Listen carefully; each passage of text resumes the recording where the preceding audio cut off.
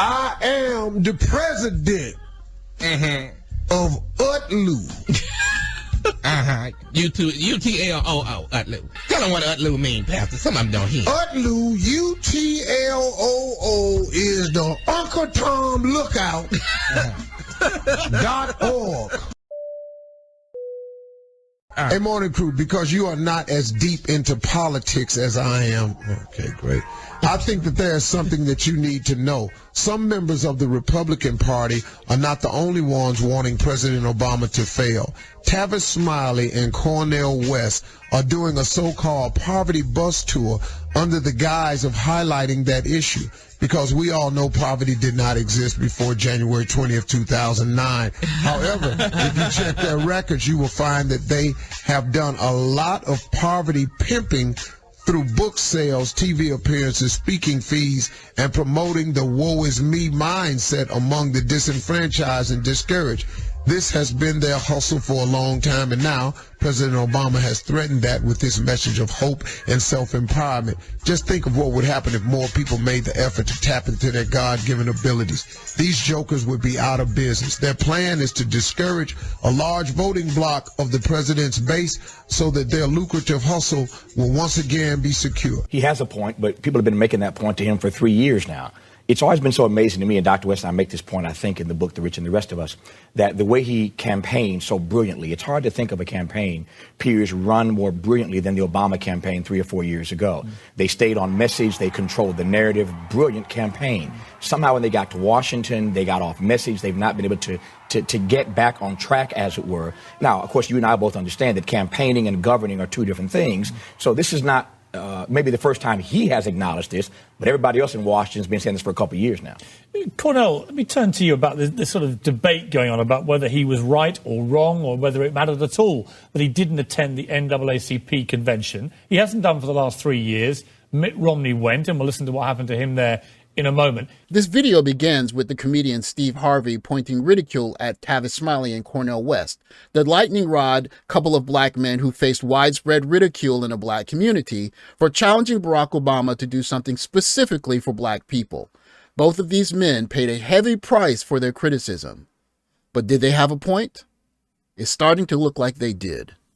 Does it matter? I mean, the latest poll about his presidential approval rating from July 2nd to the 8th of this year, so right as current as it could be, says the black approval rating for him 87%, white 37%, a Gallup poll. Pretty conclusive there that the black vote appears to be as strong as it's ever been for Barack Obama. So does it matter that he didn't go to that convention?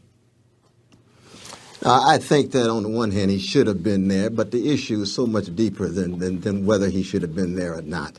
The issue is democracy is dying in America because truth, justice, and compassion are dying. And when he talks about telling American people a story, no, it's not telling a story. It's respecting people enough to tell them the truth. Tavis, I see him coming a mile away, because Tavis Smiley's anger started when he was having a town hall meeting. Yeah. President Obama was supposed to come. He couldn't come because of the campaign trail, and he sent Miss Obama. Right. He has held that grudge ever since. I was disappointed. I thought that his being there would have been good for the country to hear from him, specifically talk about some of these issues that he's been now forced to talk about around race. We do this symposium every year. It's the place to be every year to talk about what black Americans are talking about with regard to political, social, and economic issues. He didn't come last year, that is to say 07. He didn't come this year in 08. I thought it was a bad decision for him not to show up. But, people campaign and they got to be different places. Why didn't he come, you think? He said it was a scheduling issue. The town hall that Steve Harvey refers to was the Black State of the Union address, the premier yearly event broadcast on C-SPAN where leaders of the black community came to discuss the issues of the ADOS black American population. Although dismissed by the comedian Steve Harvey, no mere comedian would have been invited to such a premier event, as the religious leaders and business leaders of America were perennially invited and openly discussed what they wanted, not just from the black community, but what they wanted from the first black president for this black community.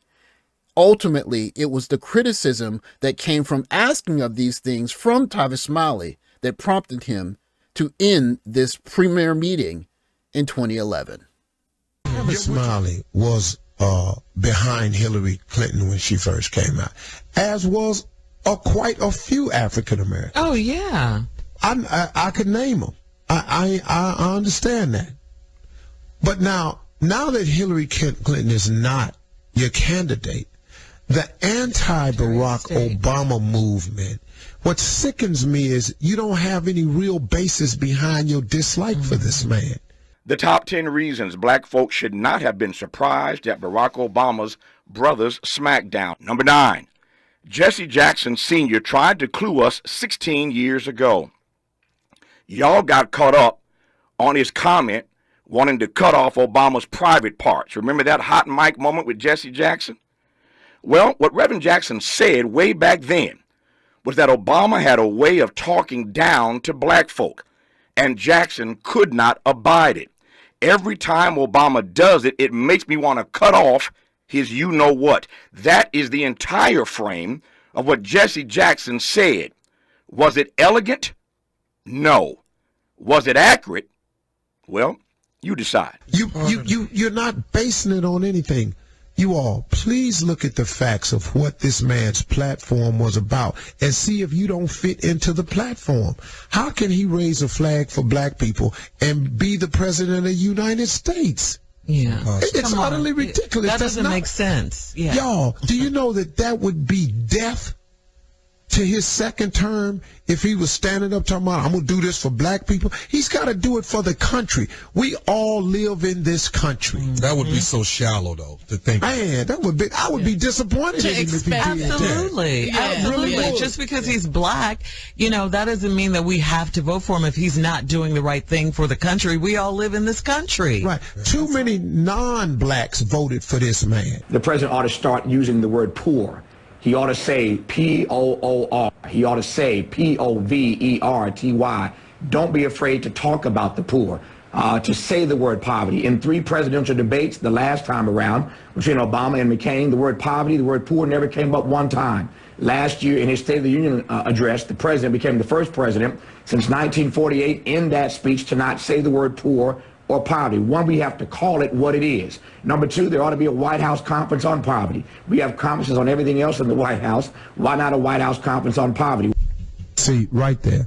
Once again, Mr. Smiley, you are demanding center attention with the President of the United States, which is what stemmed this whole problem, brother, when he didn't come to your town hall meeting because of his campaign obligations, and he asked his wife, Miss Obama, who graciously came. You've been pissed off ever since. Now, if you think it's a hate tour, then let's have the White House sit down with us for 2-3 days. Who in the hell got 2-3 days for your ass? Steve. That's my uncle. Come on, baby. That's what I'm talking about. I ain't got time to sit down with your monkey behind for no 2-3 damn days, let alone the President of the United States. Before y'all start calling my radio show and DMing me, talking about why you ain't asked so hard-hitting questions, that ain't what this is. I'm throwing a lob. This is an alley-oop for a dunk. Because this administration needs to get the word out of what they're actually doing and what they're actually accomplishing, so we can stop all this foolishness about what you're doing for black people. Can't nobody come out with no agenda and call it this for black people and expect to get in the White House. You keep masking it all, talking about if you think this is about hate, you wrong. Well, what is it about? Yeah, is it about you? Poverty existed before January 20th, 2008. It existed. Where was your damn bus then? Yeah. Where was your poverty bus when Clinton was the president? Or Reagan? Or the Bush administration when we were being driven to this new level of poverty? It's called a recession now, Tavis, and it got started over 8 years ago when they started rescinding all of the good things that President Clinton had done. See, that's what's happening here. So where was your bus tour back then? Where was you crying and moaning? You got to play the game different. Y'all know what this is. So now this next question is another lob for her to dunk. because they done done a lot, man. But we see, I'm on this radio show, and I'm hearing all these people talking about, I'm not voting if they're not doing nothing for us. Listen to me. If you do not vote, the analytics will show. They know how many women vote, they know the age you are when you vote. If we don't vote, how we gonna ask for something next time? If you ain't got no voting power, you talk about reparations. Ain't nobody finna give you no reparations and you don't vote. It's time. It is time. That's what time it is. Time to expose the truth. Come on with the truth, Pastor. I am the president of Utloo. UTLOO, Utloo. And I am the assistant to the president of Utloo. Hello. Utloo is a new organization designed to help keep a proper balance of what's going on in our country today. Tell them what Utloo means, Pastor. Some of them don't hear. Utloo, UTLOO, is the Uncle Tom Lookout. .org.